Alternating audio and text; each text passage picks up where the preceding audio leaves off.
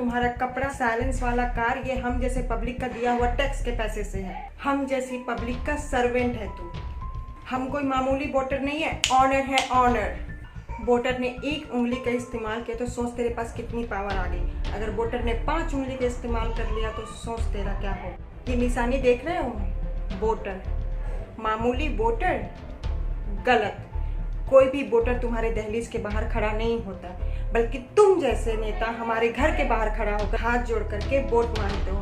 इन 5-6 लोगों में से हम चुनते हैं MLC, MLA, MP। हम जैसे पब्लिक को सर्विस देने के लिए हमारा ऑफर लेटर ही हमारा वोट है।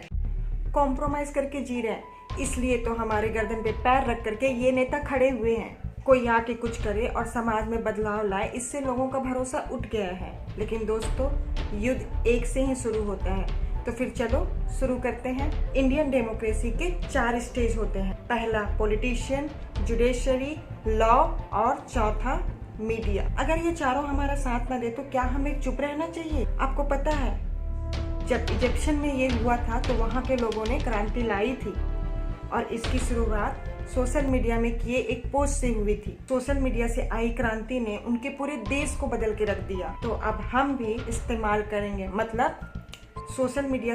हाय, दिस इज मनोरमा। मैं एक प्रेमी हूँ। आप यही सोच रहे होंगे ना कि मैं किससे प्रेम करती हूँ? अपने देश से। क्यों? ये अकेली ही देश से प्रेम करती? हम भी तो देश से प्रेम करते हैं, ऐसा आप कह सकते हो।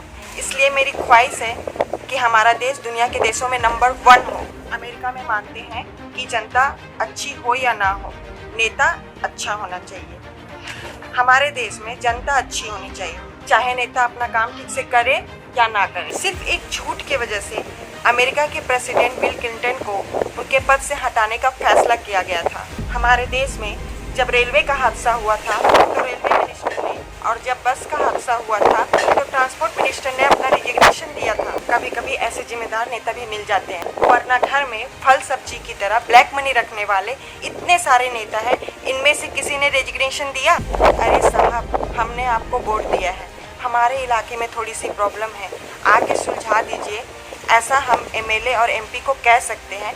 ये अधिकार हमें हमारे कानून ने दिया है। लेकिन अपने फायदे के लिए अपना जमीर बेचने वाले इन नेताओं को, चंद पैसों के लिए पार्टी बदलने वाले इन लीडर को चोर ना कहें तो क्या कहें, कौन सी गाली दें इन्हें? जिनके लिए चुने गए हैं वो काम ये कब करेंगे? हमारा मुकाम पूरा करना ही उनका फर्ज है और यही सामाजिक न्याय है। पर क्या ऐसा हो रहा है?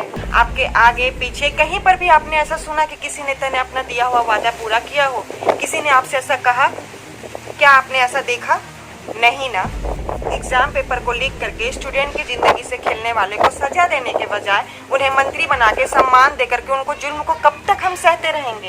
किसी भी पार्टी के सिद्धांत को पसंद करके उस पार्टी के प्रतिनिधि को वोट दे करके हम जिताते हैं, पर उसे MP MLA का काम करने से ज्यादा किसी पार्टी में जंप मारना ज्यादा पसंद है। इन लोगों की ऐसी हरकतों को देखने के लिए हमने उसे चुना है। पेट भरने के लिए अगर चोरी की है तो वो चोरी ही कहलाएगी। हमारे वोट से जीते नेता अगर गलती करे तो उसे रिकॉल करके हटाने का अधिकार हमें चाहिए। इसका सवाल आप उठाएंगे, मैं, आप, हम सब।